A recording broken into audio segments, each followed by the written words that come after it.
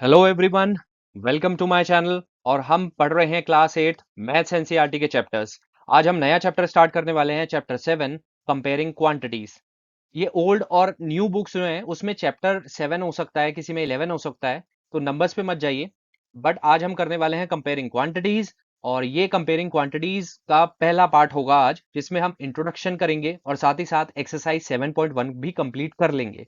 Comparing quantities को मैं आपको समझाऊं उससे पहले मुझे बताओ कि फ्रैक्शन क्या होता है और परसेंटेज क्या होता है।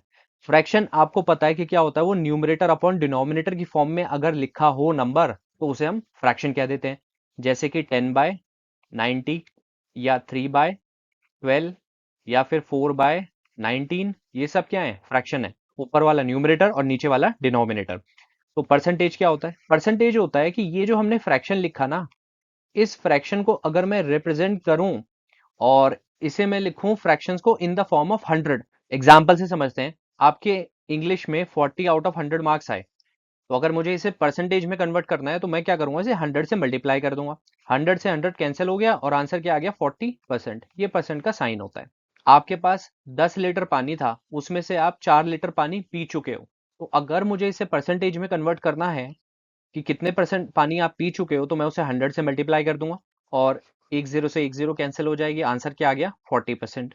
तो आपको कुछ फ्रैक्शंस याद भी होनी चाहिए। जैसे हम क्या करेंगे कि कुछ फ्रैक्शन देखेंगे और इन फ्रैक्शंस को परसेंटेज में कैसे कन्वर्ट करते हैं वो भी सीखेंगे। ऑल्दो इट इज ईजी और आप सबको आता भी होगा। मैंने कहा कि हाफ, 1/2। अब 1/2 एक फ्रैक्शन है, तो फ्रैक्शन को मुझे परसेंटेज में कन्वर्ट करना है। परसेंटेज में अगर कोई भी चीज कन्वर्ट करनी है, उसे 100 से मल्टीप्लाई कर दो। आंसर क्या आ गया मेरा, 50। यानी जो हाफ है 1/2, ये परसेंटेज में 50% के बराबर है। मैंने आपसे कहा 1/4, तो अगेन 1/4 को 100 से मल्टीप्लाई कर दो। 4 1 4 और 4 को 25 से मल्टीप्लाई करोगे तो 100 आ जाएगा, यानी 25% आ गया। ऐसे ही मैंने कहा कि 1/5, इसे परसेंटेज में कन्वर्ट करोगे तो 100 से मल्टीप्लाई कर दो। 5 1 और 5 को 20 से मल्टीप्लाई करोगे तो 100 आ जाता है, यानी ये 20% हो गया। अब मैंने आपके लिए कुछ परसेंटेज लिख रखी हैं, आपको इसे याद कर लोगे तो बहुत आसानी होगी आपको आगे के लिए। जैसे मैंने कहा कि 1/2 है, 1/2 को क्या कहते हैं हम, 50%। 1/3 है, 33.33%। 2/3, 66.67%। 1/4, 25%। अभी आपके लेवल पे कुछ परसेंट है जो परसेंटेज मतलब फ्रैक्शन है, आपको जो याद रखनी चाहिए। जैसे 1/2 हो गया, एक ये याद कर लो। 1/3 इंपॉर्टेंट है, 1/4 इंपॉर्टेंट है, 3/4 इंपॉर्टेंट है, 1/5, 2/5, 3/5, 4/5। ये तो बहुत आसान है अगर आपको आ गई। 1/5 आपको पता है कि 20% होता है, तो 2/5 क्या होगा? जब मेरा 1/5 20% है तो 2/5 यानी 2 से मल्टीप्लाई कर रहा हूं, तो यहां से भी 2 से मल्टीप्लाई करूंगा, यानी 40% हो गया।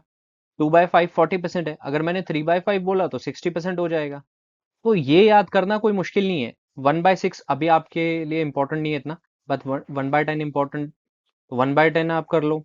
2/10, 3/10 एंड 1/7 इंपॉर्टेंट है। 2/7 एक बार आप देख सकते हो। 1/8 इंपॉर्टेंट है। 1/9 याद होनी चाहिए आपको। एग्जाम्पल से समझते हैं। Kritika scored 92% marks in examinations. If these are 460 marks, calculate the maximum marks. Kritika ने कितने स्कोर करे, 92%।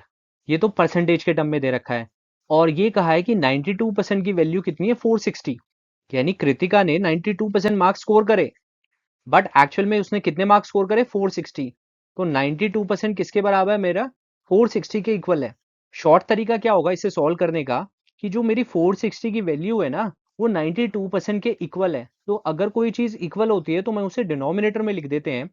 और मुझे कितने की वैल्यू चाहिए, मैक्सिमम मार्क्स की मुझे पता करना है कि टोटल मार्क्स कितने थे। मैक्सिमम मार्क्स का मतलब होता है कि टोटल मार्क्स, जो डिनोमिनेटर होता है नहीं, टोटल मार्क्स। तो 92% की वैल्यू दे रखी है जो कि 40, तो 92% की वैल्यू दे रखी है जो कि 460 है। अब मुझे बताना है 100% की वैल्यू। 100% कहां से आया, ये जो 100% है यही तो टोटल है ना। टोटल 100% से ज्यादा थोड़ी हो सकता है, तो ये टोटल मार्क्स हो गए। तो अगर आप इसे कैंसिल आउट करोगे, आपकी वैल्यू आ जाएगी 500। यानी 500 मार्क्स का पेपर था, जिसमें से कृतिका को 460 मार्क्स आए। अब जो नॉर्मली हम पूछते हैं वो ये कहते हैं कि हमारे मार्क्स आ गए, जैसे इंग्लिश में मार्क्स आए, मैथ्स में मार्क्स आए, एसएसटी में आ गए, साइंस में आ गए। हम उन्हें ऐड करते हैं और टोटल से डिवाइड कर देते हैं और 100 से मल्टीप्लाई करते हैं तो परसेंटेज आ जाता है। ऐसे ही कृतिका के 460 मार्क्स आए, कितने में से, 500 में से। अब मैं आपसे पूछूं कितनी परसेंट आई, तो मैं उसे 100 से मल्टीप्लाई करूंगा, तो आंसर क्या आ जाएगा मेरा 92%। एक फॉर्मल मेथड नहीं है, शॉर्टकट मेथड है। फॉर्मल मेथड्स भी करेंगे हम, और बहुत सारे क्वेश्चंस मैं आपको प्रैक्टिस करवाने वाला हूं, और इस तरीके से प्रैक्टिस कराऊंगा कि आप टिप्स पे कैलकुलेट कर लोगे। आपको हमेशा एक रिटन मेथड की जरूरत नहीं होगी। Next example, the annual salary of Karan was increase from 18 lakh to 22 lakh, calculate the percentage increase. Question को हमेशा ध्यान से पढ़ो। क्वेश्चन में पूछा है कि परसेंटेज इंक्रीज कितना है, यानी जो उसकी सैलरी बढ़ी है वो परसेंटेज के टर्म में कैसे बताऊं। एक्चुअल में कितनी बढ़ी हमें पता है कि 18 लाख थी भाई पहले, बढ़ करके कितनी हो गई, 22 लाख हो गई। तो हमें सीधा सीधा देख रहा है, तो हम इजीली बता सकते हैं कि 4 लाख रुपीज उसकी सैलरी बढ़ गई है। ये तो हमने मनी के टर्म्स में बता दिया, बट अगर मुझे इसे परसेंटेज के टर्म में बताना हो, तो मैं क्या करूंगा, ऊपर अमाउंट रखते हैं 4 लाख रुपीज, नीचे रखेंगे ओरिजिनल वैल्यू जो थी 18 लाख, और उसे 100 से मल्टीप्लाई कर देंगे, क्योंकि मुझे जो आंसर चाहिए वो परसेंटेज में चाहिए। अब ये मैंने किया क्या है, इसे ध्यान से देखो। कोई भी वैल्यू अगर हमें इंक्रीमेंट या डिक्रीज बताना होता है कि कोई वैल्यू कितनी घट गई या बढ़ गई, उसे हमें परसेंटेज में बताना है, तो हम क्या करते हैं, जो भी वैल्यू इंक्रीज हुई है या डिक्रीज हुई है जितने से, वो हम ऊपर रखते हैं न्यूमरेटर में, और डिनोमिनेटर में रखते हैं ओरिजिनल वैल्यू जिससे हम कंपेयर कर रहे हैं। और अगर हम उसे 100 से मल्टीप्लाई कर दे, तो हमारा परसेंटेज इंक्रीज या डिक्रीज आ सकता है। अब सेम चीज अगर मैं कहता कि पहले करण की सैलरी 25 लाख थी, अब 20 लाख हो गई, तो यानी ये डिक्रीज हो गई कितने से, 55 लाख से। तो डिक्रीज कितने से हुई है, 5 लाख से, तो डिक्रीज अमाउंट मैंने ऊपर रखा। नीचे क्या रखूंगा, जो ओरिजिनल वैल्यू थी, किससे कंपेयर कर रहा हूं, जो इनिशियल वैल्यू थी वो थी 25 लाख रुपीज, और मुझे इसे परसेंटेज में बताना है, इसलिए मैं 100 से मल्टीप्लाई कर दूंगा। आप इसे सॉल्व करोगे तो आपकी वैल्यू 20% आ गई, यानी उसकी सैलरी 20% से घट गई। Let's see the example 1। A picnic is being planned in a school for class 7th। Class 7th को पिकनिक पे लेकर के जा रहे हैं, उनकी प्लानिंग चल रही है। Girls are 60% of the total number of students are in 18 in number, यानी गर्ल्स का नंबर बता दिया है कि जो क्लास 7th है इसके अंदर कुछ गर्ल्स होंगी और कुछ बॉयज होंगे, टोटल नंबर ऑफ स्टूडेंट्स। तो हमें टोटल नंबर ऑफ स्टूडेंट्स जो है ना, ये नहीं बता रखा, बट हमें ये बता दिया है कि जो गर्ल्स हैं वो 60% है, अगर मैं परसेंटेज के टर्म में पूछूं। और नंबर ऑफ स्टूडेंट्स में पूछूं तो गर्ल्स मेरी 18 है। बॉयज के बारे में हमें कुछ भी नहीं बता रखा। हम क्या करेंगे, शॉर्टकट तरीका मेथड क्या है कि मेरी जो 60% है ये वैल्यू किसके बराबर है, 18 के, यानी 18 को क्या रिप्रेजेंट कर रहा है, 60%। अब मुझे किसकी वैल्यू निकालनी है ये बताओ। अगर मैं इसे यहाँ पे 100 से मल्टीप्लाई कर दूं, तो 100 क्या रिप्रेजेंट कर रहा है, टोटल नंबर ऑफ स्टूडेंट्स। और अगर मुझे बॉयज बताने हो, तो बॉयज क्या होंगे बताना जरा, परसेंटेज के टर्म में बॉयज कितने होंगे। अगर टोटल नंबर ऑफ स्टूडेंट्स मेरे 100 हैं, 100% हैं, उसमें से 60% गर्ल्स हैं, तो बॉयज कितने होंगे, 100 माइनस 60, 40%। तो अगर मुझे सीधा बॉयज बताने हैं, तो 100 की जगह मैं क्या रख दूंगा, 40। अब आपके ऊपर है, आप कैसे भी निकाल सकते हो। चलो पहले टोटल नंबर ऑफ स्टूडेंट्स ही निकाल लेते हैं। एक जीरो से एक जीरो कैंसिल हो गया, ये आ गया 180 अपॉन 6। 6 1 जा 6 और 6 3 जा 18, और जीरो एज इट इज। यानी जो टोटल स्टूडेंट्स हैं वो कितने, टोटल स्टूडेंट्स हैं 30। उसमें से गर्ल्स कितनी है, गर्ल्स हैं मेरी 18, माइनस करोगे तो बॉयज आ जाएंगे, बॉयज कितने हो गए, 12। अब पढ़ते हैं नेक्स्ट पार्ट क्वेश्चन का। The picnic site is 55 kilometre from the school. अब इन्हें पिकनिक पे लेकर के जा रहे हैं। मान लो ये स्कूल है, ये स्कूल है, और ये डेस्टिनेशन है जहां पिकनिक स्पॉट यानी पिकनिक मनाया जाएगा। और इन दोनों के बीच में जो डिस्टेंस है वो 55 किलोमीटर का है, इन्हें डिस्टेंस दे रखा है। Transport company is charging at the rate of ₹12 पर किलोमीटर। अब बस में लेकर के जाएंगे, तो बस के चार्जेस दे रखे हैं कि हर 1 किलोमीटर के वो 12 रुपए चार्ज करेगी। और जो रिफ्रेशमेंट की कॉस्ट है वो है 4280। तो पर किलोमीटर के हिसाब से 12 रुपए चार्ज करेंगे पर किलोमीटर।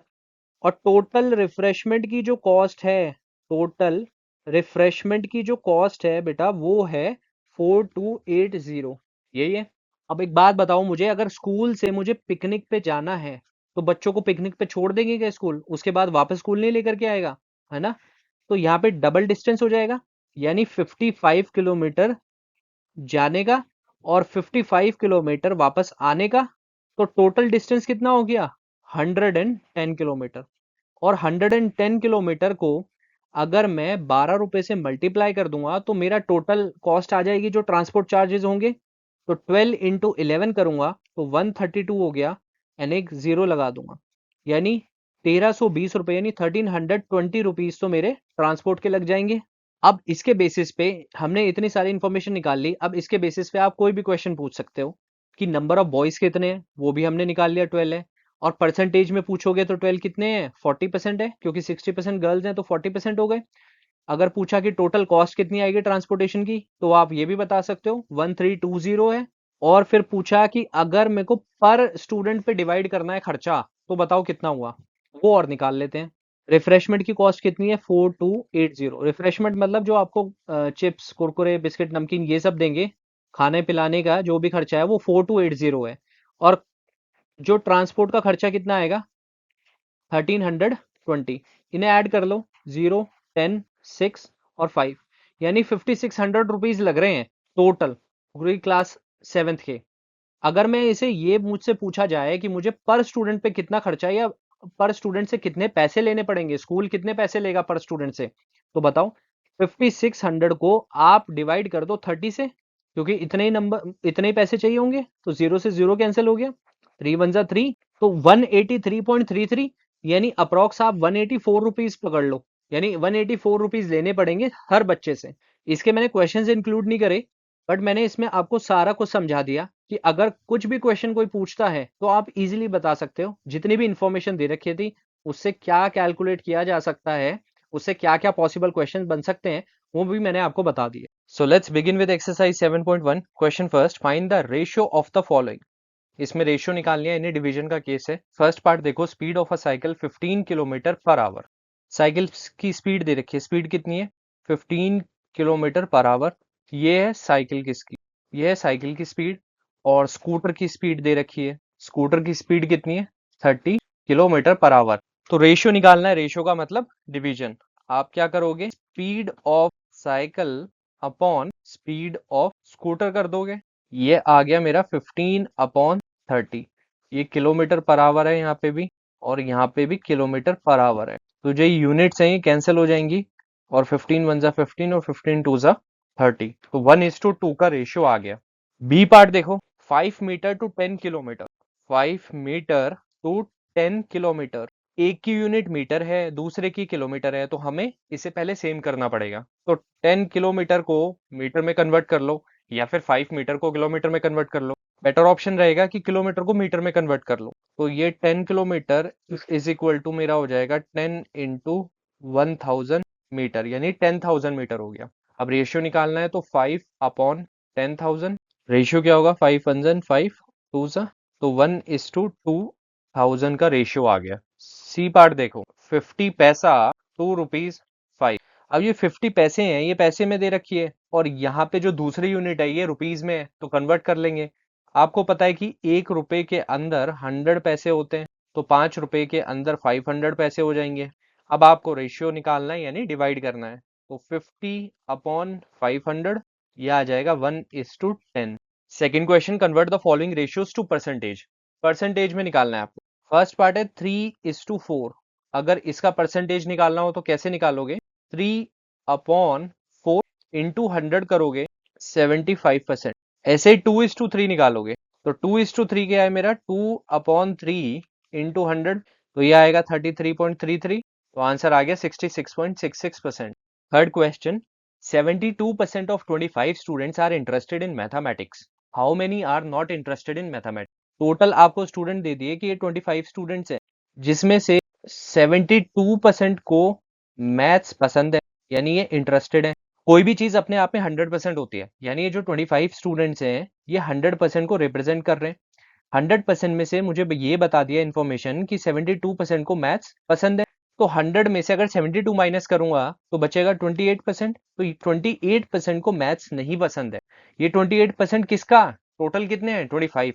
तो आपको 25 का 28% निकालना है। 25 वन जा 25, और 25 इंटू 4 होता है मेरा 100, और 4 वन जा 4 एंड 4 सेवन जा 28। तो 7 स्टूडेंट्स ऐसे हैं जिन्हें मैथ्स नहीं पसंद है।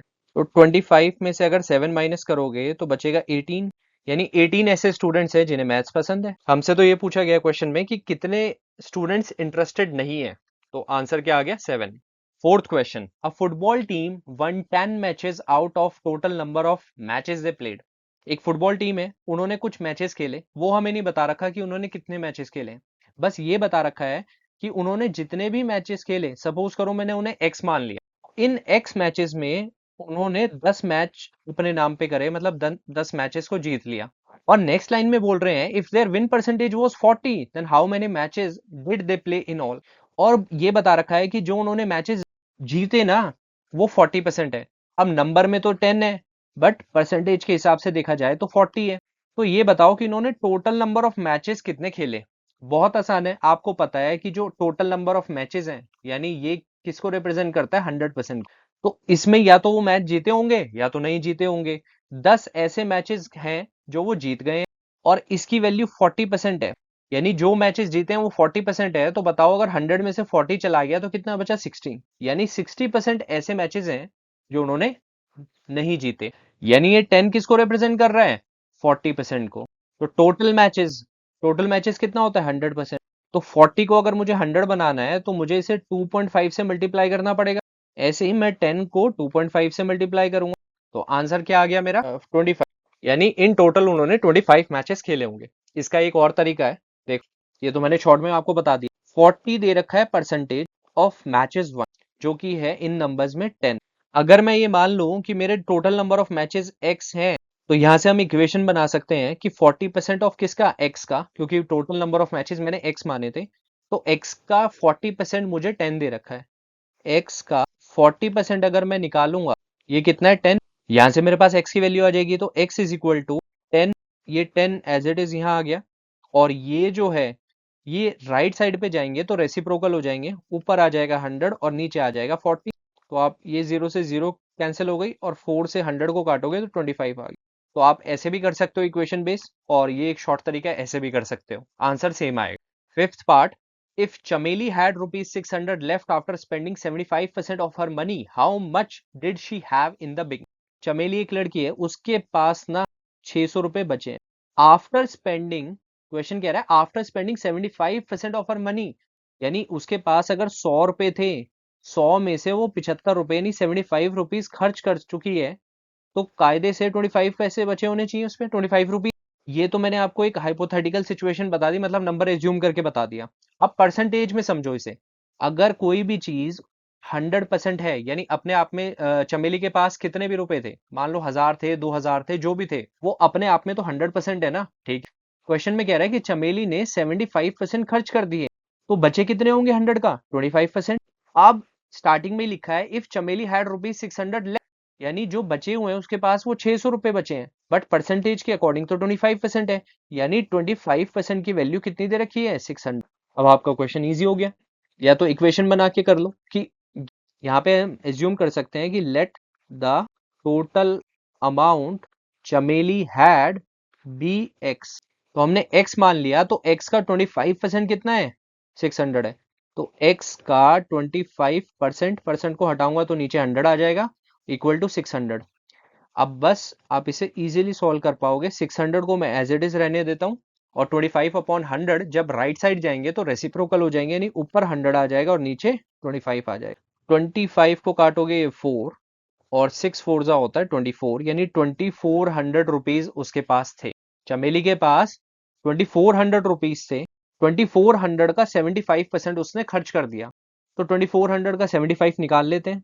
2400 इंटू 75 अपॉन 100, डबल जीरो से 2 जीरो चली गई, तो 24 इंटू 75 करोगे 1800 आएगा, यानी 1800 उसने खर्च करे, तो बचा कितने, 600 ही बच रहे।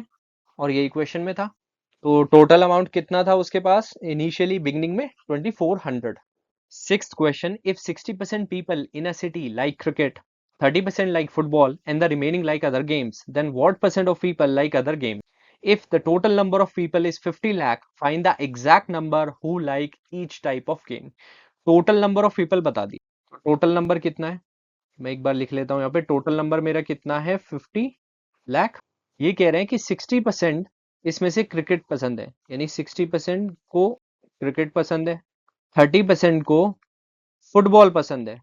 पहले ये बताओ, ये 50 लाख जो है ये क्या रिप्रेजेंट कर रहा है, 50 लाख का मतलब ये है कि ये 100% है। 100% में से 60% को क्रिकेट पसंद है, 30% को फुटबॉल पसंद है, तो बचा कितना? 100 में से 60 प्लस 30 माइनस करोगे तो 10 बचेगा। तो ये जो 10% है, इन्हें कोई दूसरा गेम पसंद है, यानी अदर गेम्स मैं लिख देता हूँ यहाँ। Then it is asking then what percent of the people like other game, यही पूछे ना। Then what percent of the people like other games, तो 10%, यहाँ से तो ये सीधा आ गया आंसर। नेक्स्ट पार्ट कह रहा है if the total number of people is 50 lakh find the exact number who like each type of game. Percentage में वैल्यू निकाल दी, बस आपको नंबर में निकालना है, यानी 50 लाख का आपको 60% निकालना है। अब मैंने 5 जीरो यहाँ नहीं लगाई क्योंकि उसका फायदा नहीं है, मैं बताता हूँ क्यों। क्योंकि एक जीरो से ये जीरो कैंसिल और इस जीरो से ये जीरो कैंसिल। अब यहाँ पे मेरा क्या हो गया? 5 लाख बच गया, और 5 लाख इंटू 6, तो 5 6 30, तो आंसर क्या आया? 30 लाख। यानी 30 लाख ऐसे लोग हैं जिन्हें क्रिकेट पसंद है। तो फुटबॉल का भी निकाल लेते हैं, कितना है फुटबॉल? 30% है। 30 किसका? 50 लाख का, अपॉन में 100। वही जीरो से जीरो कैंसिल हो जाएंगी, तो 5 3 जा 15, 15 लाख। और जो 10% है, ये तो आपको पता है कि 50 लाख का जो 10% होता है वो 5 लाख है। इजीली निकाल लोगे। तो अदर गेम्स किन्हें पसंद है? 5 लाख ऐसे लोग हैं। नहीं है तो आपको पता है कि ये 30 लाख है, ये मेरा 15 लाख है, तो 30 प्लस 15 45 होता है, तो 50 टोटल है, 45 उसमें से माइनस कर दूंगा तो 5 लाख आएगा।